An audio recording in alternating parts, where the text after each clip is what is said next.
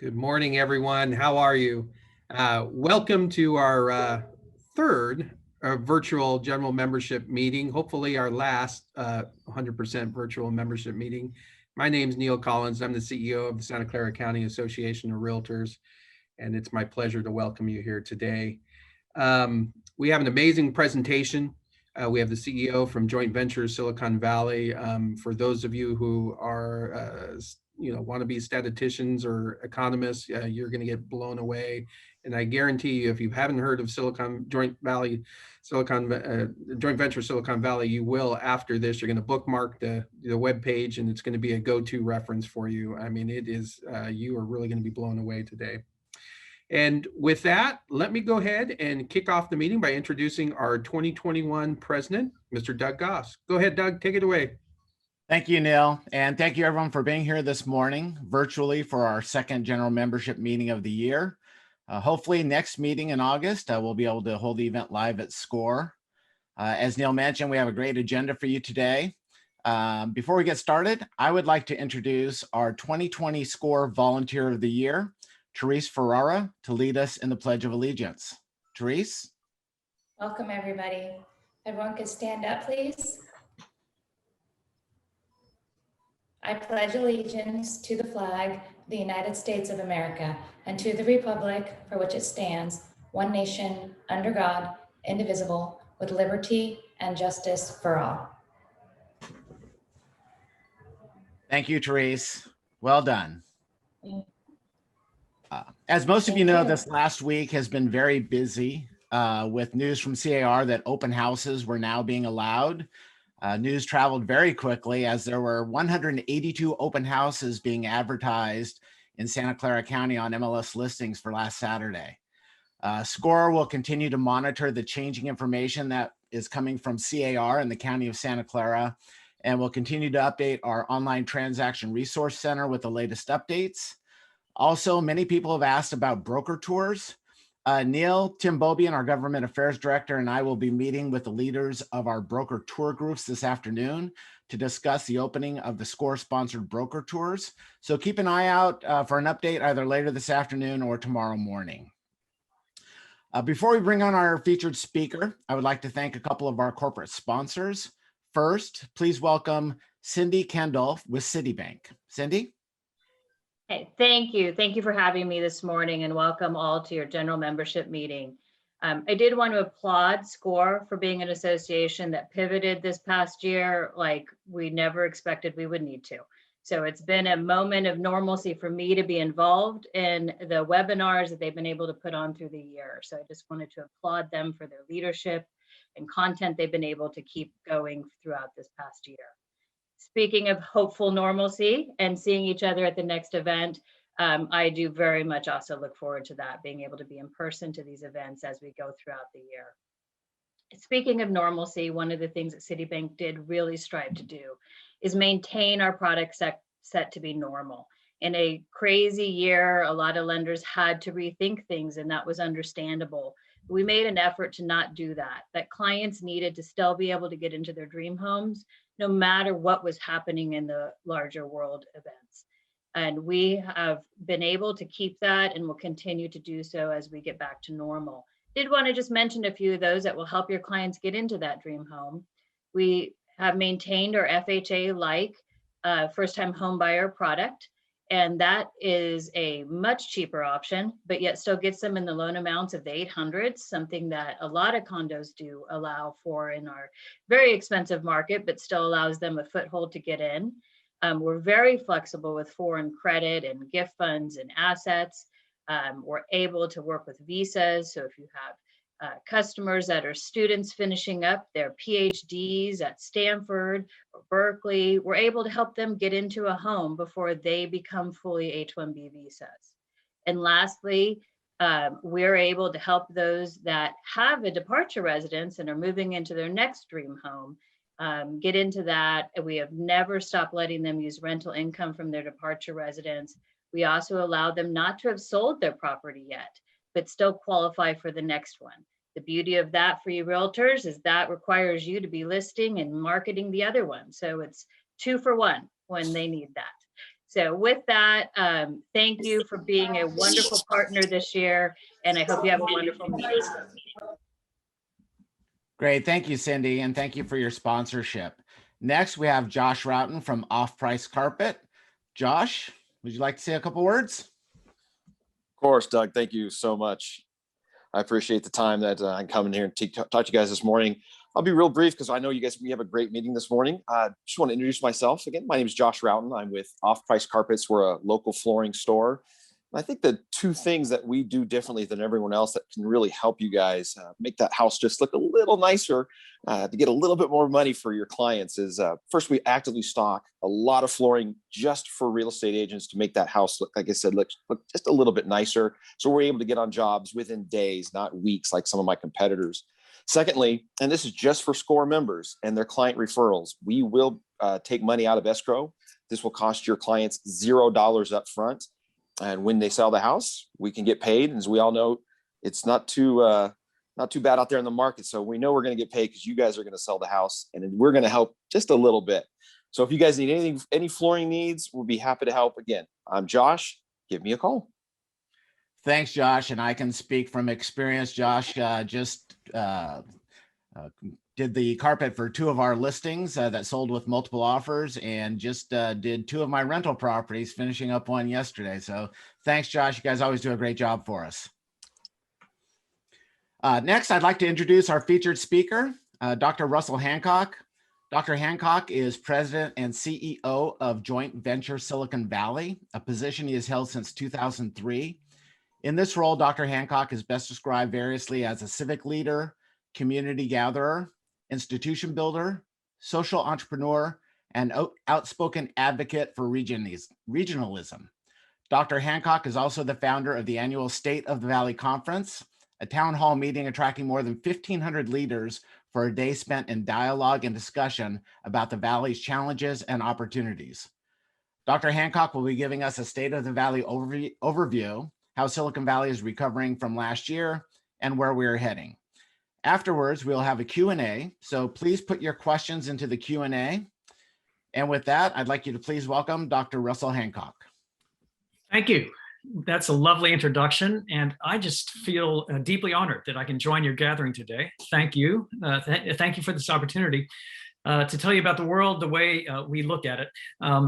I understand that I have 20 or so minutes to give you our take on the economy, and then I am looking forward to the questions and answers, and I even welcome interruptions as we go along. I want to start by reminding you that we are a part of the most amazing, prodigious, high-performing economy in the history of regional economies. That's not a booster statement. That's just a clinical observation. There's never been an economy like that of Silicon Valley. It's been going on now for 80 years. Its most remarkable features is that we have kept reinventing ourselves over that 80-year period, successive waves of innovation, one after another. And it includes electronics and computing and software and hardware and the web and the internet, you know all of that, but it also includes biotechnology and energy and energy efficiency, just a host of industries that are birthed here, reach maturation here, disrupting other industries. That is a remarkable story, and no other region can tell a story like ours. So I want to make a point. The point is that that economy was firing on all of its cylinders right up until March 17th, 2020. And I would also like you to know that that economy is still here. Here's your employment picture. This is a chart of employment for the Bay Area. We're taking it back to 2008 because that's when the epic recession set in. And sure enough, Silicon Valley experienced a downturn. Every region did. But what's striking here is that we were the first to emerge from it. And then we mounted a 9-year run of consecutive job growth, positive job growth. In fact, over that 9-year period, we added about 860,000 jobs to this economy. And just so we can put that in perspective, that would be the equivalent of taking the entire city of San Francisco, its population, and dropping it on top of, dropping a city that size onto the region. That's what happened over those previous 9 years. So my point is that that economy actually never left us. It is still here.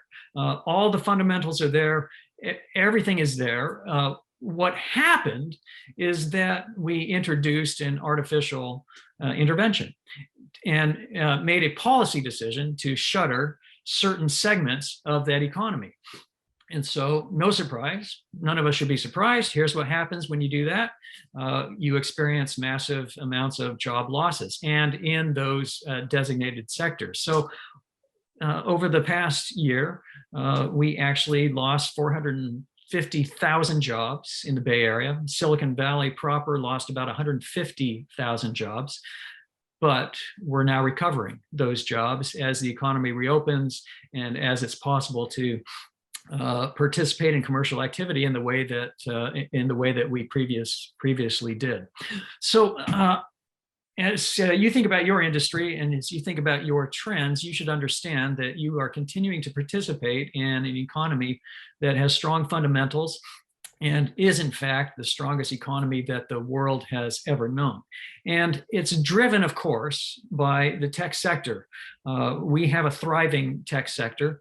And what we discovered is that that tech sector was not only resilient, that it was actually remarkably suited to the conditions of the pandemic. And a lot of us did not see that coming. In fact, I remember well when the quarantine orders went into place, that there was a great deal of hand-wringing and many people saying that this really would be the demise of tech and that tech would have a very hard time recovering. Now, as we look back, that seems overblown, but it didn't feel that way at the time. Remember, tech sector is captive to macroeconomic forces. If there's a depression, tech will have to respond in kind. In a depressed state, purchasing is hampered. That means for the tech sector, that means that there's also less sale of advertising, which, never forget, drives so much of this. And then also don't forget that in the tech sector, margins can be more thin than you imagine. Every time Amazon drops a package on your doorstep, that margin is incredibly thin. And the predictions were that Amazon, as one example, really would not be able to weather this in terms of its own profitability. Well, what we discovered was that that's actually not the case. One thing we discovered right away was that the tech sector was providing the products and the services that turned out to be absolutely central to a world in quarantine. It turns out that tech, and I mean Silicon Valley tech, is providing the tools that were absolutely fundamental, including what we're doing right now. Zoom is a San Jose company, and other Silicon Valley companies are providing these communications tools and the devices that make them possible, and the software platforms without which we could not be communicating the way that we are. Those same software platforms are delivering goods and services, including the food that we eat, including the entertainment that kept us all sane during the quarantine. And so you had tech right at the heart and center of all of that. And then don't forget that tech was also on the leading edge of the fight for a vaccine in terms of mapping out the genomic sequencing, providing the supercomputing that required, doing the contract tracing, the testing. All of these played naturally into Silicon Valley's strengths. So the bottom line is that it turns out that the pandemic was actually really good for tech. Online living is a really good thing for the tech sector and Silicon Valley's leading industries and companies. And they not only weathered the pandemic, they thrived. And I'm going to rip through a couple of slides here, maybe five or 10 slides, just to prove the point. For example, here is what the stock market looked like. And it turned out to be a banner year on the stock market. Yes, we dipped initially. In fact, we dipped about $2 trillion, but then made an immediate recovery to the point where Silicon Valley's market cap gained $5 trillion and now stands at $11 trillion, beating out all of the market indexes, including even the heavily weighted ones that have heavily weighted towards tech, like NASDAQ. So that's pretty amazing. Here's your venture capital picture. And this is, of course, a leading indicator of Silicon Valley and where the activity is headed. We thought it would be an off year. In fact, we would have bet money that they would have an off year. It turned out that 2020 was the second highest amount of venture capital ever generated in Silicon Valley. And that raw number, if you're curious, was $46 billion generated in Silicon Valley and invested in Silicon Valley companies. 46 billion.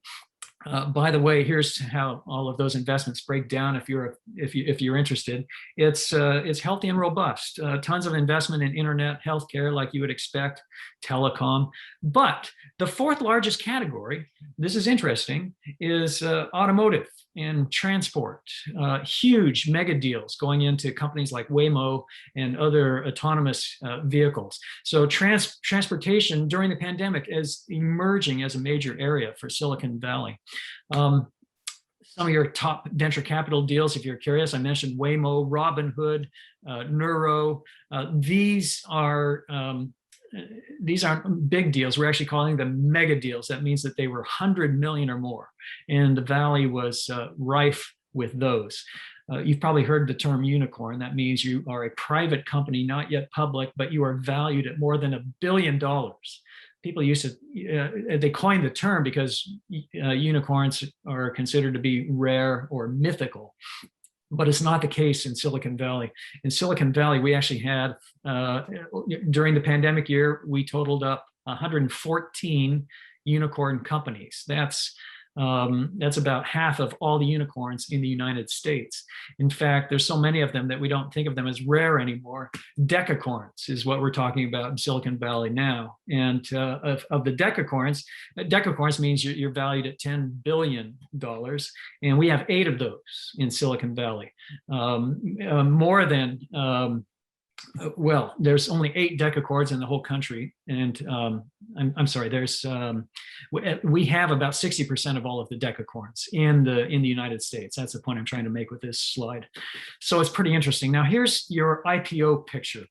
It was a banner year for IPO. We had 24 IPOs that generated more than $8.6 billion. And these were Silicon Valley companies and San Francisco companies. And this is showing you how they were broken out. Surprisingly, it was healthcare that was in the lead. More than half of those IPOs were healthcare companies that were founded in Silicon Valley, but it's spread over other areas: energy, consumer staples, financial firms, fintech, all of that happening in your IPO picture. And I think this is interesting. We like to make a note of the average IPO return rate. And the US average on these IPOs last year was 80%. That's pretty good. Silicon Valley outpaced that dramatically. Silicon Valley companies returned their initial investors at a rate of 117%. And so again, I'm just trying to give you a sense of how robust this economy is, even in under pandemic conditions. We track patents every year. And it turns out that in the pandemic year, we had our second highest total ever. The raw number is 20,000 patents. 20,000 patents came out of our region. And in this chart, we'd like to show you what the distribution is. And again, it's where you would imagine communications, computer, data storage, but it also includes emergent things like healthcare, measuring, testing, precision instruments, chemical processing. It's a robust picture. By the way, 6 out of the top 10 patent generating cities are Silicon Valley cities. So again, remarkable. This is something that you are all expert in. I shouldn't be schooling you in this, but we thought that it would bring bring an end to commercial development and the building out of office space, industrial R&D, and lab space. Yes, there was a dip, but actually it turns out that commercial construction is continuing, and we are completing and permitting more commercial space in the last few years than we did in the full 20 prior years combined. And what's interesting is that the major projects, this is Google's, for example, they have not been called off. When the pandemic set in, Facebook, Google, Apple just continued forward with all of their major construction projects and development plans. None of that has been curtailed, and so that's your picture. This was surprising to us. When the pandemic set in, there were, of course, dire predictions that that there would be all kinds of red ink now in Sacramento. What actually happened was this: a $75 billion surplus. Nobody saw that coming. And so now the governor is in the fortunate position of touring the state and announcing all kinds of capital spending and spending on services, and we're flush in cash. Why? Well, it's because of Silicon Valley. It's because the state budget is pegged to things like stock options, capital gains, and of course the income tax, which is what is widely volatile, but hasn't been volatile in the tech sector in the ways that was initially predicted. And so here's our state in a very good financial position. This, by the way, gives you a sense of the income picture. This is during the pandemic. So the average annual earnings of the normal American across the country is about $75,000. That's an average figure. Silicon Valley is double that. It's $150,000 average annual earnings in Silicon Valley. So that's the first point I want to make, is that we're a strong economy. We continue to be a strong economy. Our tech, which drives this economy, had a banner year. It is true, however, that we introduced this artificial intervention, and it shuttered huge segments of our economy. And now I want to talk about that for a moment, because that is an equally important part of our story. In fact, you could say that it's the more important part of the story. Silicon Valley, for decades now, has had an income gap. We've had a problem. We have high earners in Silicon Valley and super high earners. This is the land of 50 billionaires, and we have about 186,000 millionaires that live in Silicon Valley. But living right alongside all of the fabulously wealthy and thriving, affluent members of this ecosystem, we have people that are not making it, or who are barely getting by. Now, we had a dim understanding of that. General people out there had a dim understanding of this. But when the pandemic set in, it laid it bare. It made it all perfectly clear that there were two valleys. There was the valley that was thriving, that didn't miss a step when we worked from home. And then there was the valley for whom that spelled total devastation and destruction. And so it was the case that we would lament that the rich were getting richer and the poor were getting poorer. What the pandemic showed was that the rich were continuing to become fabulously rich, and the poor were actually dying. And we do mean that literally. The poor were the ones who were exposed to the virus in an unfair way, exposed to it in ways that others were not, including our Latinx members who contracted the virus at 5 times the rate of the rest of the population. So the pandemic made these inequities painfully clear, and it has introduced new ways of thinking about the economy as we try to build back. So there's your employment picture. We lost right off the bat 500 million jobs. We're building them back. The unemployment rate shot up to 16%. It has fallen now to about 5%. That's where we are, and we fully expect that by June 15th, when the economy reopens, and the governor signals normalcy, that we think the jobs will come back. We could be wrong about that, but that's our sense. I just want to give you a sense of the jobs that were lost. You already know this, it's just logical, but it was in retail, it was in food services, transportation jobs, the arts and entertainment sector, personal services, nonprofits, all of these were badly hit. And what's cruel about this is that those are the sectors of the economy that also have the lowest wages. So they were the ones that could least afford to lose employment, and yet they are the ones that did lose their employment. This is the kind of cruelty that the pandemic introduced to our economy. So as a result, we're talking about 26% of all households in Silicon Valley today are what we call housing insecure, which means that they don't have confidence that they can make the rent. And when the moratoriums are lifted, we expect that there are about 200,000 households that will be evicted throughout the region. That's our estimate. Poverty. There's many ways to measure poverty. We measure it using the self-sufficiency standards. And you should understand, if you don't, that about 1/3 of all households in Silicon Valley are not self-sufficient. It means that they require some form of assistance in order to survive. And that assistance is coming from friends, family, churches, or a form of government assistance. So there's your picture. We really are two valleys, a valley that's thriving and a valley where fully 1/3 of us are not self-sufficient. Homelessness on the rise. The self-sufficiency, when you measure it by ethnicity, also tells a terrible and ugly story about our region. We don't take any pleasure in publishing these charts, but there they are, telling the truth, nevertheless, about our region. Now, the pandemic has also made something else really interesting, just abundantly clear, and that would be the income inequality. We measure it in lots of ways, but this is the most dramatic. It's the Gini coefficient. A coefficient of 1 means that one person has all of the wealth.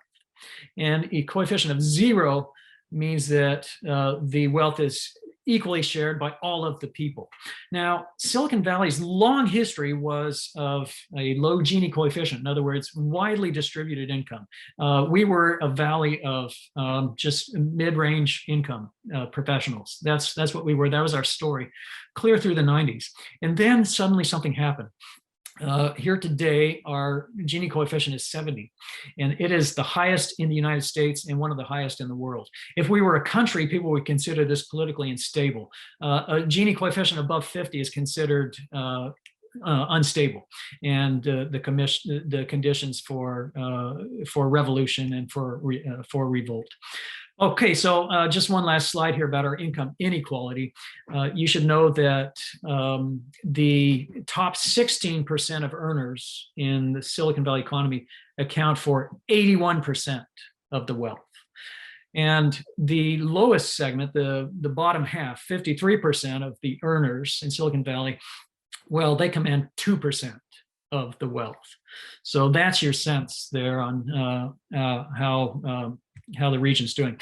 I'll just skip over all of this, and I want to get to one last question, because it's a question that we're asked every day since the pandemic set in, and that's the question: is there an exodus? Are we seeing signs of a major departure of Silicon Valley's talent and population base? So let me speak to that briefly. The quick answer is actually we're not seeing it in the dramatic numbers that you might have expected. And so we are cautioning people not to overreact. So here's the first question. The first question is, are we losing people in Silicon Valley?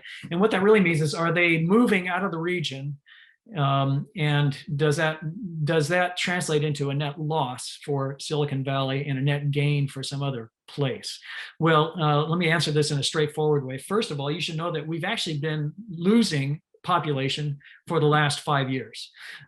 This is not a new event, and it is not related to the pandemic. More people are leaving the valley now than they are coming in. And that's a result of a number of things, housing prices among them, but also lower birth rates. And of course, immigration is a factor. The climate towards immigrants was dramatically changed over the past 4 years in the previous administration. So all of those things are factors. Now, here's a percentage of Americans that actually moved in 2020, left a household, moved to another place. The percentage is 11%. You might think that's a big number, but guess what? It's actually right in line in a normal year, 2018, the percentage was 9.8. So we gained maybe a point and a half in terms of people that were moving. And that's across the entire country. And by the way, this phenomenon, this so-called exodus, it's happening in every major metropolitan region. Every city we're seeing this happen, not just in Silicon Valley. Here, for example, is a chart showing you the cities, ranking the cities by their outward migration. It turns out the city that's losing the most is Chicago. San Francisco is only number 5, and San Jose didn't even make the list, didn't make the top 10. So that's significant. And then it turns out that for the in Silicon Valley and in the Bay Area, where people are leaving, it turns out they're just going to farther reaches of the Bay Area. They're going to Napa, Solana County, Contra Costa, going to neighboring counties. That's what we're. In other words, we've learned that they're not actually leaving the state, not even leaving the mega region. Now that has implications for transportation patterns and so forth. But again, we're trying to temper the way that people are responding to this so-called exodus. But the other important question is Silicon Valley actually losing its companies? And that would be a very serious thing if we were. But let me be very clear. We've lost 3 companies since the pandemic, 3, a grand total of 3. And these are the 3 companies. In our view, 3 data points is not enough to draw any conclusion. It's certainly not enough to call this a trend. These are the 3 companies. They all have a story that's unique to themselves. They had particular reasons for relocating their headquarters. And what's significant is that they did not take their workforce with them in all 3 cases. HPE has left its plants here, and people are still here. They did move the headquarters. Palantir left altogether. Oracle has left all of its people there on Redwood Shores, and they've simply relocated headquarters and a fraction of their headcount. So it would be overblown to say that the exodus is set in. We may yet see things develop, but those are the facts as of May 20th, 2021. And this is also a fact. We continue to be the world's highest center for tech talent. And this is a chart that plots it out by multiple variables: percentage growth in the tech sector, the share of local jobs, the total number of tech jobs. And so we plot it dimensionally. And this shows you in a dramatic fashion that there's just no other region that comes anywhere close. And this makes it even more dramatic when we zero in on Silicon Valley's tech firms. There's just no other place like this. We are gaining more companies, more people are coming, more companies are coming and staying than in fact are leaving. Okay, so there it is. That's our sense of the economy as of today. And now I'm very much looking forward to your questions. Let me just finally tell you that all of the information that I'm sharing today is available to you. And to find it, you just have to go to this website, siliconvalleyindicators.org. You'll find there a dashboard, and you can pull up anything that you like. It's user-friendly. You can delve into the charts. You can slice them and dice them any way that you like. And it's public property. We want every member of this region to take full advantage of this and to be fully informed. So thanks again for your invitation. And now I am at your disposal for questions. Hi, Russell. This is Jody with SCORE. Oh, sorry, Doug. I was just going to say thank you very much. I was surprised to see San Diego as the #1 city for outbound migration in California. Yes, I was surprised by that as well. I wouldn't have guessed. And I wouldn't have guessed that Chicago was experiencing that, that they would have a #1 ranking. So you learn something every day. All right, Jody. Okay, we do have some questions for you. And if you do have questions, I encourage you to put those in the Q&A box, and we will get to as many as we can here. So the first thing I want to answer, I got several questions, is yes, we will share the slides with everyone afterwards. So don't worry about that. So there's a question about the smaller companies. Aren't there smaller companies as well that have also left the county? And they also took their employees with them? that would be a homework assignment for me. I'll have to get back to you with data on the smaller companies. It's one thing to close, even temporarily. It's another thing to leave altogether. And we're not seeing a rash of departures on the small company side. In fact, the small companies were able to avail themselves of the PPP loans and other things. So we have to wait for the dust to settle before we can tell you definitively how many small companies actually left. Okay. Going a little bit back to the housing, do you have slides on the number of housing units? That is the info to show side by side with migration to explain the market to buyers. I would be happy to direct you to some material on our website, and we can get you some slides. Yeah, we have lots of data and information on the housing market, valuations, units approved, how that compares to the jobs housing imbalance. Yeah, we can get you tons of material on that. Okay. And then just for those that don't know, what is Joint Venture Silicon Valley? Oh my gosh, thank you for that question. Joint Venture Silicon Valley is an organization that brings together the region's leaders to tackle the region's problems. On our board of directors, we have mayors, members of Congress, we have CEOs, university presidents, labor leaders, heads of foundations, and all of these people come and sit down at the joint venture table together. And we do three things. One is we convene them. We facilitate dialogue among all of these leaders and decision makers. Number two, we provide them the data and information that informed decision making requires. And then number three, we tackle problems. And we are pursuing initiatives in everything, our transportation problems, income inequality, hunger, governance issues, tax and fiscal issues, our sustainability, our sustainability dilemma, energy infrastructure, all of those things. You'll find joint venture working on those problems. And if I had to just explain it in a single phrase, I would tell you that we're like the United Nations, just at a regional level. What the UN is trying to do for the world, joint venture is trying to do at the regional level. That's a great explanation of that. Thank you. Sure. So what do you see as the future of dense housing downtown? Yeah. Do people still want to live in higher density housing, do you think? When the pandemic set in, a lot of people said, well, this is the end of cities. Nobody will want to live in a downtown environment. Nobody will want to live in a dense environment. A year later, people are saying, oh, that was a gross overreaction. Actually, cities like Hong Kong and Singapore and Seoul, Seoul, Korea, they prove that you can absolutely manage a virus in a dense urban environment. And so now cities are like seeing this renaissance. And what's fascinating to me is that San Jose might be like first among them.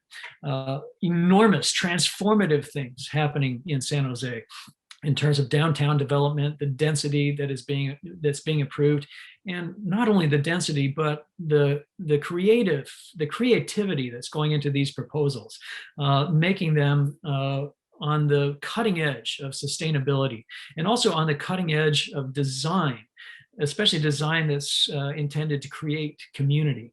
So I think you're going to see San Jose become a national leader on that front. And I think you're going to see the United States start to adopt international models, the sorts of things that we're seeing in the great European cities and the cities of Asia. I think you're going to see that. And the data is already showing us that that there's an uptick in approvals and newfound enthusiasm for urban design and urban development. Now, it's differential throughout the communities in Silicon Valley. We have some communities that just don't want to see housing anywhere, anytime. But we also have some real standouts, and included among them are San Jose, Mountain View, Redwood City, Fremont, Milpitas, and others. So that was a long-winded answer. Did I answer the question? I think you did. And you know, along the dense housing, I think that also comes with transportation. So I'm gonna do two questions here. Do you see Yes. ridership coming back? Yep. And at the same time, where did that go? Mm. It was about your policies on and what you've got going on around transportation. Well, transportation has always been our Achilles heel. We haven't been able to figure it out in the Bay Area. We've had a helter-skelter, hodgepodge approach to providing transportation infrastructure and building out transit, and that has hurt us. It's also the case that we're really in love with our cars. Everybody prefers driving. It's a more compelling alternative. Here's the question. Will the pandemic change any of that? Will it change our transportation picture? There's one case to be made that actually we may have found a permanent fix for this problem, and that's because we actually expect that people won't return to the office 5 days a week. It's looking like the new model will be a hybrid. The new model will be flexible work formats with people choosing to work in the office 2 or 3 or 4 days a week, but also working from home a significant amount of time. Now, transportation planners and engineers will tell you that to see traffic move freely on the freeways again, you only need to shave off 10%. And it looks like we are shaving off maybe as much as 20%. So it might be a new day in the Bay Area. Who knows? I could be completely wrong about that. We don't know how it's really going to take shape until we look at ourselves a year from now. But that's one element of this. The second element is, will people actually feel comfortable riding transit, given what we know now about communicable disease? I actually think that we'll be okay on that front. The new guidance coming from CDC about masking and about distancing, and how we really can be back in enclosed spaces again, especially as we vaccinate. In the Bay Area is vaccinating. I mean, we lead California in terms of the percentage of the population that's vaccinated, and those numbers are continuing to go up. So I actually think transit ridership will return. The real question is, will transit be willing to think differently about their services and their governance, and be willing to, for example, consolidate? Could BART and Caltrain actually consolidate into a single agency and provide integrated, seamless transportation services for the Bay Area? I think that's the big question. Do you think because of all of this, there'll be a slowdown on the BART project that goes into downtown San Jose? Do you think they may pull back on timelines, or no? Forward? No, that is going forward. Those funds are programmed, and the approvals are in place, and there's no reason to expect that would get backed up. They may experience the normal delays, but the federal funding is programmed, the state funding is programmed, and the local voters have spoken their mind through Measure B, and so the funding is in place. Awesome. That's good to hear. Let's see. Moving back to the outward migration, do you have any data on the outward migration of renters versus homeowners? It says, I assume much larger percentage of renters. How do we create more ownership opportunities to help provide long-term stable housing options in the region? Yep. The migration is almost entirely renters. It hasn't been homeowners. In fact, inventory, you know this better than I, inventory is as low as it's ever been, and housing values actually held. Not only held, but grew over the year 2020. In fact, it looks like they grew by about 5%. So the phenomenon we're talking about here is renters, and so that's one answer to your question. The second question was, well, how do we make the housing more affordable?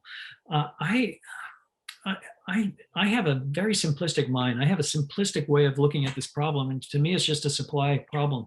We have not supplied enough housing, and yet the demand for the housing is through the roof. So if you want to create housing affordability, you have to provide more housing.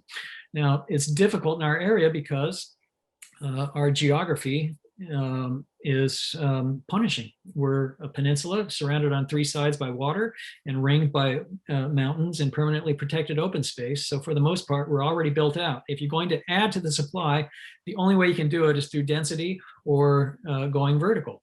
And we've learned that people that live here actually don't like either one of those options. They don't want to see it.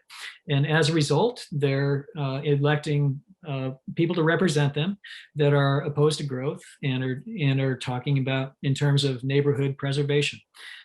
Until you change that dynamic, nothing will happen. That's how I see it. And so to that point, there are a lot of people that don't want it. They call it, not in my backyard. Right. Do you have success stories that maybe you've heard of where there have been some of those mid-density neighborhoods that get rid of the single family housing? Do you have some of those that can maybe help people understand how it can be a good thing? There are groups dedicated to changing this dynamic, and they are seeing some success. Those groups include SD at Home. It includes YIMBY, Yes in My Backyard. And they are showing up at these crucial city council hearings and other commissions that are making these decisions. So that can change the dynamic. What's difficult, however, is that the people that we elect will always play to the room. They will be playing to the people that are in the room, as opposed to envisioning their vast sea of constituents out there that really would be in favor of creating a town where their grandkids could afford to live. So that's the dynamic that we have to change. Now, you asked if there are communities that have success stories. I would point to San Jose and to Redwood City and to Mountain View. Redwood City is a fantastic example. They have shown how you can have a really vibrant, exciting downtown where people want to be, and they did it by increasing density and in creating exciting housing options that are really appealing in the marketplace and pass a market test, and also by using artificial tools so that there are units that are available at below market rates. I consider Redwood City a really premier example. Come on the flip side, going back to the single family homes, do you know if there's any incentives to help people from the government or elsewhere to help people buy land to put single family homes and not just the vertical multifamily or the apartments and condos? I don't know the answer to that question. So I'll have to take a pass and ask you to give me some time to do some homework on that one. Absolutely. Got a couple more minutes. There's a few more questions in here. Do you see developing underutilized commercial properties, especially in retail, as a viable solution for future residential housing development? I do. I think that's a terrific solution, and we should be using it anywhere that it's feasible. And San Jose is an example of being on the forefront of that, I think. And I was also really pleased to see the Metropolitan Transportation Commission and the Association of Bay Area Governments come together as never before around that particular problem. They created a group called CASA. Which is not an acronym. They just called it CASA. And it was a group that was a blue ribbon panel putting together an agenda for the Bay Area so that they could do creative things like that. And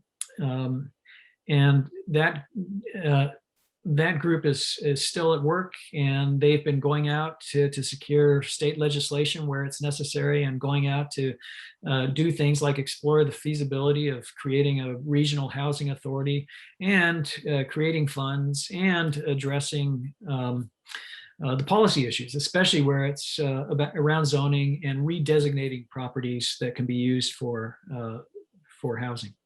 So I'm actually hopeful about that.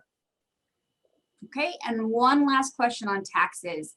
How do you think the new proposed taxes, and I am sure there's a lot of them, will affect the Bay Area specifically? Do you see an exodus? How do you think it will challenge capital gains? affordability or Oh, gosh. non-affordability? Well, what are the new proposed taxes? There's what the Biden administration is proposing, but that isn't targeting the Bay Area. That's being rolled out across an entire nation. And so there's no reason to expect that it would affect the Bay Area differentially. The tax burden that's being proposed by the Biden administration is significant, and you could even say dramatic, but it is not restoring us to where we were previously. In other words, it's going to come in at a lower rate than corporations and high earners have been taxed under the Obama administration, for example. So we've been here before, and I don't have any reason to expect that it would cause a tax-related exodus. Now, a lot of people think of California as a high-tax state. That's actually not true. It's also true that we're not a low-tax state. We're not that by any stretch. But when you really look at it, California is about average. We're about in the middle. We look pretty much like the average states out there. And so those are the facts. And it's also a fact that California has not had historically an exodus of companies. To this very day, there are still more companies establishing beachheads here, a presence here, or being founded and created here than there are that are leaving by any stretch. So those are the facts. I am not aware of any local taxes being contemplated, new local taxes, or even any particular state taxes. Remember, the state is flush right now in cash. So really, it's only the federal question that I think comes into play, and I don't see a differential effect for this region. I missed one more question. So how is Tesla more valuable than all of the other car companies combined?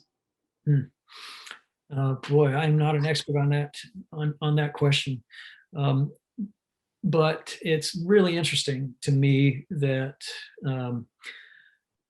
that the company that finally figured out how to change the paradigm and turn everything upside down and put Detroit on the defensive turns out to be a Silicon Valley company. Yet again, another case of Silicon Valley just disrupting the world as we know it, even in one of the most established industries out there. So that's fascinating to me.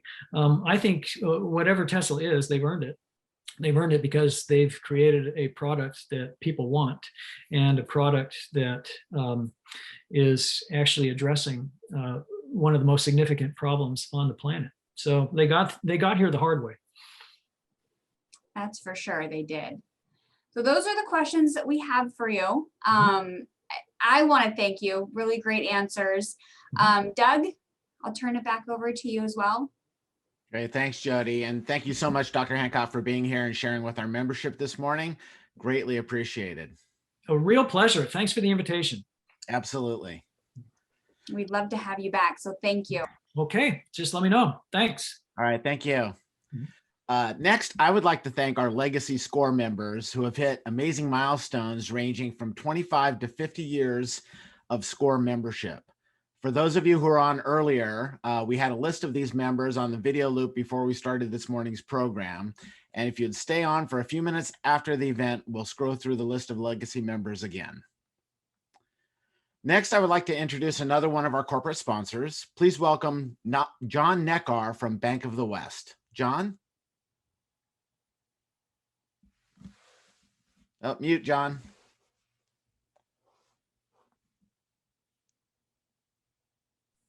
There we go. Can you hear me now? Yes, thanks, John. All right. Good morning and thank you. I am John Neckar with Bank of the West. I'm the area sales manager and a proud SCORE, both affiliate member as well as sponsor. So Bank of the West is very active and involved with SCORE. First off, just want to say a couple quick things about Bank of the West. From a global perspective, we are one of the banks that's taken one of the strongest positions on global warming. We are in accord with the Paris Accord. Our parent company is BNP Paribas based in Paris. And we made the commitment, I believe it's been over a year now, to not fund and not use or invest in any non-green companies. And that didn't come without some pain, certainly hurt. We had a lot of fracking customers in Colorado that left us, we had to say goodbye to, but we're now banking Patagonia, we're now banking all these green companies, and it's coming back to us now in a way that we couldn't even expect. So great news, or you just can feel confident about Bank of the West and what we're doing with our money, which is investing it in non-green companies. We also have a very vibrant portfolio jumbo loan program that is unique to Bank of the West and is our own. It's been the same since probably before the recession. I just want to highlight a couple of quick niches or areas that you might be interested in. We do 80-10-10 financing when we do both the first and the second, up to 2.5 million. Everybody's having to stretch right now and buy properties that are a little more expensive than they care to. This allows us to help them do that with just 10% down by doing a first and a second. Also in Silicon Valley, people get large bonuses and they want to set up to have their second to be able to pay it off when their bonus comes in, plus our good recasting features. Our next kind of major feature that we have on our loans is that we go to 60 debt to income ratio. By Dodd-Frank, a qualified mortgage only goes to 43. Some banks and jumbo lenders will go to 50. We go to 60 by guideline, and we'll go higher than that on a case by case. We're very aggressive in asset dissipation. So if you have a customer that's cash rich, we can turn that cash into a cash flow. And where normal folks will divide by 360, we have situations where we can take that and divide by 100 to get a much larger cash flow. We're good with RSUs. We do interest only on everything, though we have 43 DTI restriction on that. And we're crazy good at non-owners. We do big non-owners and large real estate schedules. We just had a referral that we closed from a San Jose realtor that is a 120-acre parcel off Tesla Road in Livermore. So we'll look at some unique properties as long as they're a home. And we just do a lot of exceptions and have been very flexible with folks that are in our bank. So how do you find us? Okay, we have about 10 or 12 mortgage bankers in the market, but every bank is extremely interested in helping you out and doing a mortgage for you. You can go into any bank branch, talk to any banker, manager, or teller, and they'll direct you and help you out and get you to the correct person. So thank you, SCORE. We're a very proud sponsor, and we look forward to working together for many, many years. Thank you. Thank you, John. We appreciate your sponsorship and being here with us this morning. Next, I would like to introduce our 2012 SCORE President and NAR Director, Barbara Lamberis, to give us an update from our spring NAR legislative meetings over the past few weeks. Barbara? Hi there. Can you hear me? Yep, you're good. Okay, good. Welcome, everyone. Good morning. I'd first like to say that I truly appreciate the opportunity to represent SCORE at NAR as a member of the board of directors. It's one of the most educational experiences I've ever had as an industry volunteer, and I'm very, very grateful. So the 2021 legislative meetings took place a couple weeks ago. And normally we would be in Washington, D.C. Of course, these were virtual, but we still had many opportunities to hear from Congress. We heard many, many updates on legislative issues. And I just want to bring your attention to a couple of those issues. But before I do that, one of NAR's key focuses this year is on fair housing and the need for a new supply of homes at all income levels in all areas of the country. And the theme of this year's conference was protecting rights, expanding access, and building prosperity for all of our members of NAR across the country and all of our clients as well. Regarding MLS issues, this was the big issue of this meeting. And the board of directors adopted a new MLS policy requiring the property address for all residential listings filed with an MLS be disclosed. The address must be disclosed. and available to MLS participants and subscribers at the time that the listing is submitted. If there is not an address, a parcel ID number, or a legal description of the property must be filed and available. However, please note, the change does not preclude sellers who need privacy from keeping their address or the entire listing off of publicly accessible displays of their property. In other words, this rule, the new rule, is intended so that MLS participants and subscribers have some way to find the property. It also means that sellers can continue to keep their listings private from public access, just so you know. The next big issue was regarding federal taxation. In response to proposals from the current Biden administration, the board of directors voted to amend the existing NAR policy. That policy, which currently existed, supported repealing the estate tax and retaining the step-up basis to fair market value for all inherited assets. In response to the Biden proposals, the new policy now includes the following 2 points. Support for an estate tax exemption no lower than $11.7 million per person, which is the amount provided for in current law, and opposition to any tax on unrealized gains upon a property owner's death. If you need more information on that, you can always go to the NAR.realtor site, and in the search bar, just put in federal taxation policy. Next, I want to talk just a bit about the status of the CDC's eviction moratorium. The first note I want to make is that roughly 38% of realtors own rental property, and I'm sure many of you watching this session also have rental property. The second note is that NAR's advocacy and leadership teams met with congressional leaders and the White House all throughout 2020 in 2 separate bills signed into law December 20th and March 2021.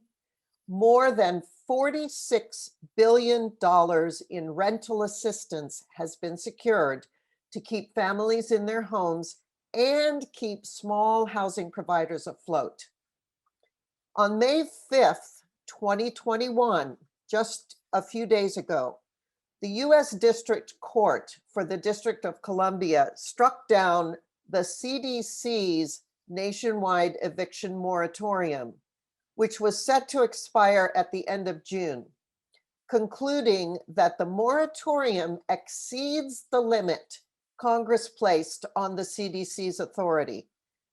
In response, the Department of Justice filed a notice of appeal and an emergency stay of that order pending the appeal. On May 14th, the DC District Court granted the Department of Justice request for an emergency stay. And that means that the CDC eviction moratorium remains in place nationwide during the DOJ's appeal. In response to that, the plaintiffs have appealed to the DC District Court, asking that the court vacate the stay in order to seek immediate relief from the CDC order and to prevent any further extensions of the moratorium. With the economy steadily recovering, broad eviction moratoriums really no longer serve the very necessary purpose that they did during the pandemic. A decision by the DC Circuit Court on vacating the stay is anticipated by the end of the month. So NAR is keeping a very close eye on that, and the advocacy staff is continuing to work with Congress on that. The NAR budget for 2022 was approved. There will be no dues increase for 2022. your dues will stay at $150 with an additional $35 special assessment for the consumer ad campaign, which I will get to in a second. And so the total is $185 per year. That is very, very low for the amount of work that NAR has been doing for us all during the pandemic and in the years previously, obviously. I don't know if you've seen the new ad campaign, but if you haven't, if you go to the nar.realtor site and simply put in new ad campaign in the search bar, you will see 5 new spots that were rolled out this spring. And those spots demonstrate the life-changing value that realtors bring to both their residential and commercial clients. Both NAR and C.A.R. are trying to include the commercial real estate sector in everything that we do now. NAR worked with Congress and state lawmakers to ensure that real estate was designated as an essential service. And I don't know about you, but that was incredibly important to me as a practitioner. I work as a working realtor every single day, 24/7, 365. And without that designation as an essential service, many of us would have been in deep doo-doo. In addition, 1 in 5 realtors have reported taking out a PPP, Paycheck Protection Loan. And that was a direct result of NAR's lobbying efforts. And the National Flood Insurance Program and federal transportation funding were extended for a full year. And that is through September 2021. Those are just a few examples of NAR's work directly on your behalf as a daily practitioner. With dues staying so low, we should probably all consider making an extra contribution to our PAC donations. And finally, I work as a federal political coordinator for our Congresswoman in San Jose, from San Jose, Zoe Lofgren. That has given me many opportunities to get inside information on legislative efforts and what Congress is actually doing and thinking behind the scenes. One of the best sessions that I saw at these legislative meetings was the Congressional Spotlight. And that was featuring a conversation with Joe Manchin, who I'm sure a number of you are familiar with, the Republican senator from West Virginia, and Shelley Capito, the Democratic senator from West Virginia. And what was very interesting about that session was that they talked quite a bit about how Congress, how the two sides of the aisle are actually working very well together to come up with solutions for a number of bills, including the upcoming relief bill, the infrastructure bill, transportation issues, etc., and how both sides of the aisle are trying to work together with the administration to make sure that some of these things are finally pushed through for the benefit of the public across the country, for us here in California, and for our clients. I'd like to encourage all of you, if you didn't tune into these meetings, and these meetings, because they were virtual, they were open to everyone. And I know that a number of members from across the country, not just the board of directors, but a number of members tuned into the meetings. If you weren't able to tune in to these meetings, I really encourage you, when the NAR final conference of the year comes up in November, those meetings are going to be held in San Diego, if at all possible, and that's the plan now. And if you can't get to San Diego, I think there's going to also be the ability to view most of the sessions virtually. And I really encourage you to get a little bit more involved and take the opportunity to see what NAR is really doing for you, so that you understand what your dues dollars are being used for, what your PAC contributions are being used for how NAR works with the government to make your life and your jobs so much better and so much easier. Get interested, get involved. And the sessions from this meeting are probably still available to view. Go to the nar.realtor site and look under the political advocacy section. I think you'll be impressed and surprised at all the things that are going on. And that's my report. Thank you so much, Barbara. Really appreciate it. I miss going to DC and last year and this year. It's just not the same doing this via Zoom. Absolutely. As Barbara mentioned, these meetings are open to all members, just like our CAR meetings are. And speaking of CAR, I would like to introduce our 2019 SCORE president and CAR regional representative for Region 19, Gustavo Gonzalez, to provide us with an update from our CAR spring meetings. Gustavo? Well, good morning, everybody, and happy Thursday to all. We have an amazing region. We're considered Region 19. There's 33 regions in the state of California, and there's over 700 CAR board of directors. And in our Region 19, we are lucky to have 23 committee members. I'm sorry, we have 23 committees and forums that we participate in, and we have 29 total CAR directors that represent all of us on Region 6. So that brings me to something that Barbara mentioned. I'm happy to say that 97% of our CAR directors at this point have met the Silver Bear RAF level, which is $449. That means the majority of your directors at that level are donating $449 to support the things that Barbara mentioned, is making us essential workers. That is super critical for us to continue to pay our mortgages. So I challenge everyone on this meeting to please sign up and give more so we can make sure we could stay employed. With that, let's talk about the substance of our CAR directors meetings.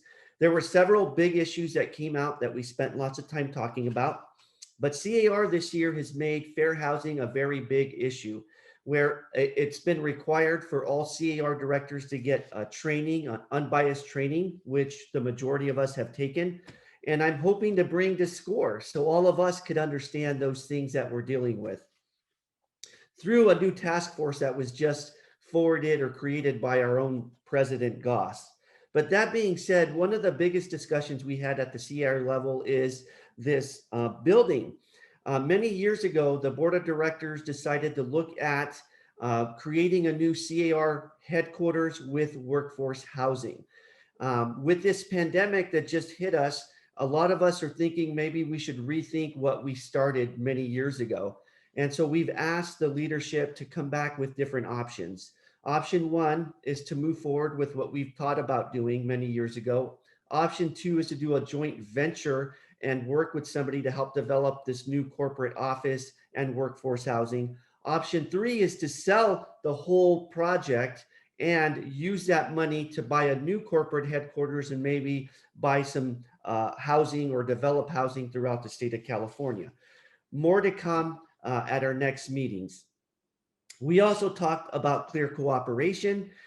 There is a lot of discussion about, that issue, and there's a lot of conflicts going on. And so just know that if you're not happy with that, it's being worked on at the state level. We also talked about, let's see here. So one of the things that we talked about was a new purchase agreement that's coming your way. So stay tuned. Lots of changes to that. And then now I'm going to report on one of our many committees that we have, and that is risk management. This committee report that I have in front of me was written by our very own President Goss, and it has a whole lot of great information. Now, like I said, we have 23 committees and forums that we attend, and all of them have just as good of information. So let me just highlight some of this information. March 15th, there was a new website called housingiskey.com, if you are a property provider or an owner of a home and you're struggling to make your mortgage payments, or you want to find out how to tap into some of this federal dollars, state dollars, housingiskey.com has all that information in there for you to apply for these programs to get assistance. Mortgage assistance, just know by the end of June 30th, federal money to compensate property owners is going to be available. Once again, go to housingiskey.com. Prop 19, if you haven't already heard, is in full effect. It went into effect April 1st. So now your clients can move their property taxes anywhere in the state of California. So if your client sold their house for $1 million and wants to buy a $2 million house, they can still move their property taxes and pay the difference in price. Okay, residential listing agreement will have a paragraph on the buyer's letters, and we'll have two choices, either to accept or reject those letters. So just know that your new listing agreement is going to have that option, so you could speak to that up front. Property image agreement has been updated to include the drones. These are all changes being made to the existing forms. New forms: fire hardening and defensible space disclosure and addendum. That is a new form. Also, there's a transfer of listing form if you are changing from an old brokerage to a new brokerage. Other updates coming down our way: property image agreement, I already mentioned the drones is included. Cooperating broker agreement now has to be agreed upon from the listing and selling agent. And the agricultural form includes cannabis now.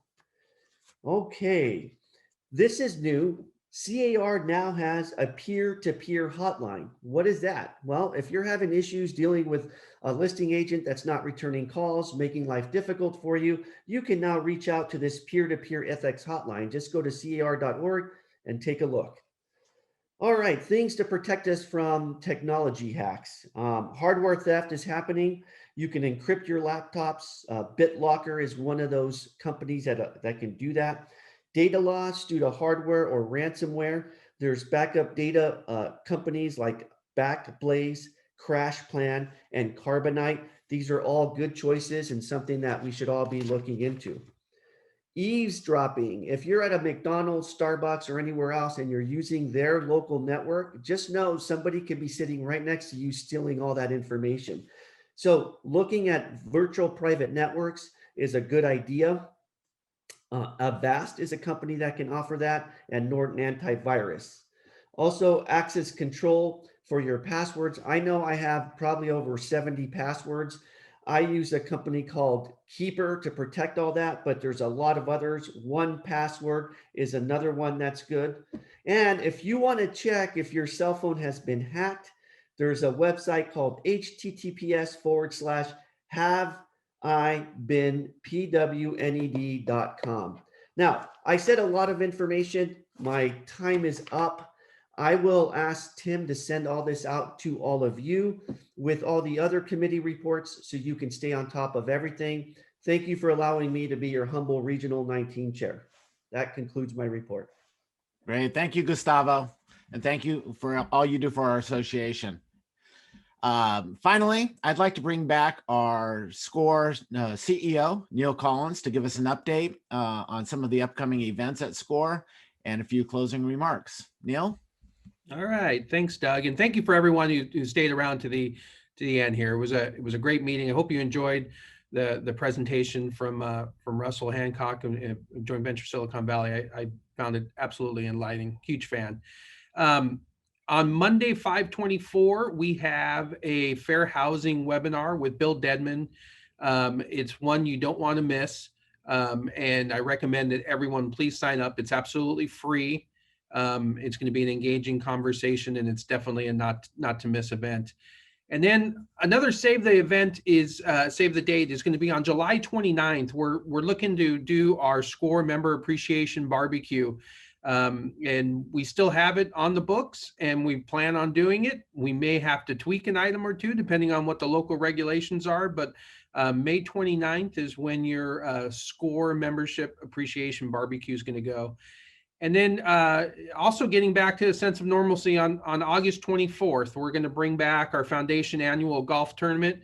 Hope you all can join us. I think it's going to be a great networking event, and I think people are really going to appreciate getting out and about with one another on that day. And then Doug had mentioned it earlier, you know, at our next membership meeting, which is I think scheduled for November 18th, we're going to go ahead and honor all those legacy members that have been with us 25 years or more. We're going to do that in a live format. We hope to be back in our SCORE training room and hope to have you all there. We're working on several other great events to mix and network. So stay tuned. June 15th seems to be the magic date for all of us as far as figuring out what the next regulations are going to be at the state level. And then lastly, I just want to thank my team. I want to thank our corporate sponsors, and of course you, the members, for doing all that you do and making this association great. So with that, thank you all. Have a great day, a prosperous week, and take care. Bye-bye. Thank you, everyone. Bye-bye. Thanks for joining.